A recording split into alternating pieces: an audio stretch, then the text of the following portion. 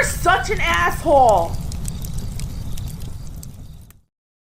Oh, children. All right, we got another request. And if you have a request, you can go to assholeconsulting.com. Bobbity, doo. Hello, Aaron. Before I start, I want to let you know that I got over a year's worth of savings like you recommend. There we go. Step one. Brilliant. Very good move. My question is, should I leave my job? If so, where to? I work at a well-known university in a leftist crap hole.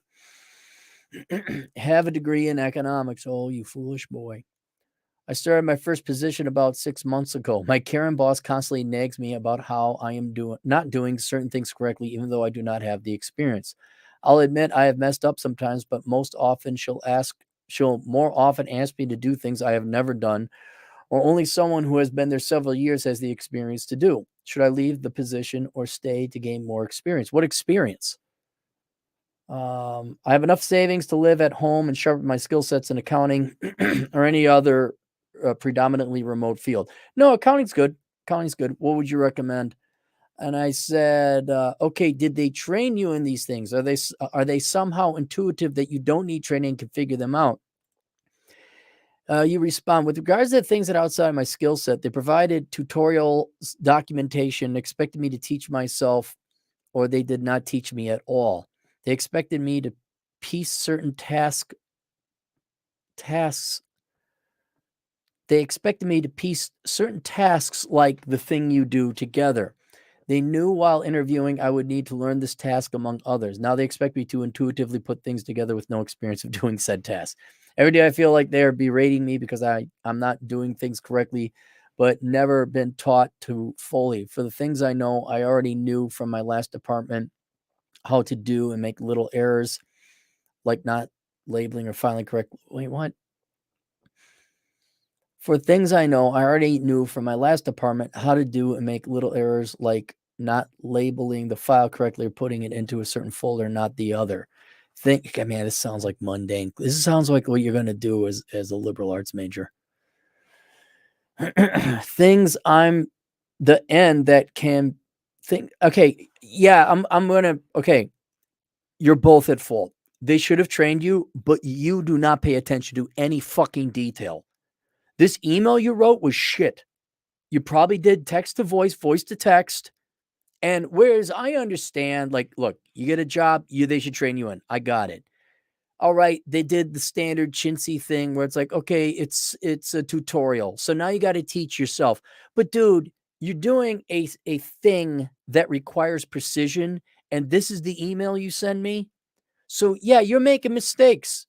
You're making mistakes you shouldn't do. Now, brass tacks, can you do this job without them training you? Yes. Anybody can teach themselves anything. If they've given you tutorials, and the tutorials are correct, they're right, all right, fine. But what concerns me where they're at fault is now your boss wants you to do other things that there is no tutorial for, that there is no training. Right? But this email you sent, I can't read it because you're using the wrong words. Yeah. Dude, and you're thinking, maybe I should go into accounting. No, not if you're going to be this sloppy. Not if you're going to not check to make sure that an email you sent has the right words. So I don't know what you do. I almost guarantee you what they're paying you right now. You could probably just go do Uber or truck driving, anything else to get the same pay. Truck driving would be a lot more. But you're both at fault. I wouldn't stay at this job, but I'm afraid if you go to your next job, what, you're going to use wrong words again and not label things correctly? And what kind of dipshittery is that? With regards to the things that are out of my skill set, they provided tutorial documentation, expected me to teach myself, or they did not teach me at all. They expected me to piece certain tasks like together.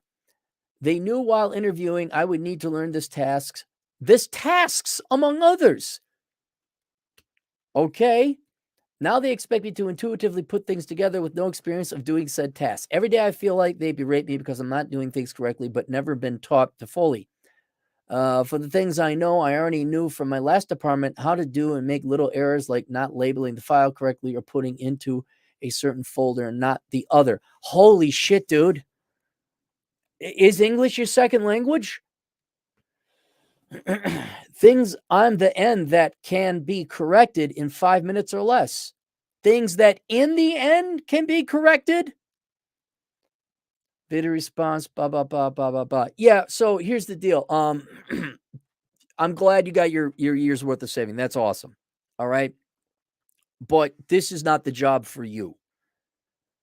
Because they should have trained you, especially on the things that are like new or there wasn't a tutorial. So I'm with you there. But shit, kid, start being a fucking adult and start being accurate. And if you want to go into accounting, which is a fine profession, all that is accuracy to the penny. And you don't vet an email you send out with the wrong words. And you label things. This is like rookie mistakes that, 20-year-olds make. And so you got to improve as well. But let's say you had improved, right? Like you got accurate and all that. If they're not training, then it still wouldn't work out. So what I would do is you're going to make a commitment to be accurate in all fucking things, a job related. If you don't want to be accurate when assembling your bike together and you fall and a bike fork goes up your ass, okay, fine, that's you. But when you're never going to make it anywhere. You're going to waste all your time in school, all your time at the office if you're not accurate. So I think, and this job just sounds like shit. It sounds like it doesn't pay either. And so I would go back, get your degree in not economics. You already have a degree in economics. Spend a couple more years. Go online. Go get your degree in accounting. If you want, but if you don't like being accurate, that's too tedious for you. Okay, truck driving, something else, military, something that doesn't require a ton of accuracy. And sharpen your skill sets in accounting or any other, but you're just doing clerical work, which, technically that's all accounting is. Yeah, I would give you 2 weeks notice. And I would just can you get your ass into the military? Can you just get your ass into the military? I mean, yeah, go get your degree in accounting, or why don't you evaluate or consider truck driving, or go research a bunch of different jobs, but this isn't it. I'll tell you right now, you could go become a security guard or something that allows you to study at night and probably get about 80%, 85% the pay. It's very impressive. You got good financial budgeting skills that you saved up that much money. If you're going to live at home, cool. No reason to go piss away money on rent. So even a regular old job that forces you to sit down and study would be good. But this job sounds like it's going freaking nowhere. It sounds like you're secretary. That's what you are. I'm sure Karen's in charge of a bunch of whatever people, admins. This just sounds like a shit job. You're not learning anything. All right, that's it. Let's go. Boom. There it is. All right. I did want to highlight one thing. You did save up a year of savings, right?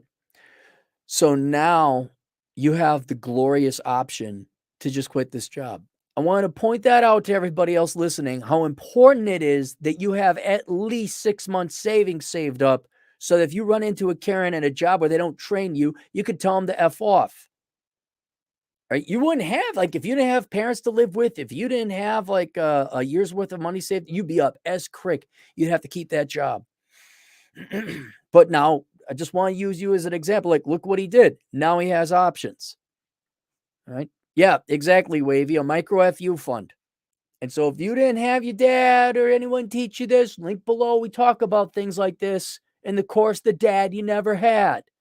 I want to show you what happens when you do have the year worth of savings, how much flexibility and power that gives you. So link below is the course, The Dad You Never Had. If you think, oh my God, well, I don't have a year's worth of saving, maybe you might want to take that course. All right, we'll see you guys later. Toodles.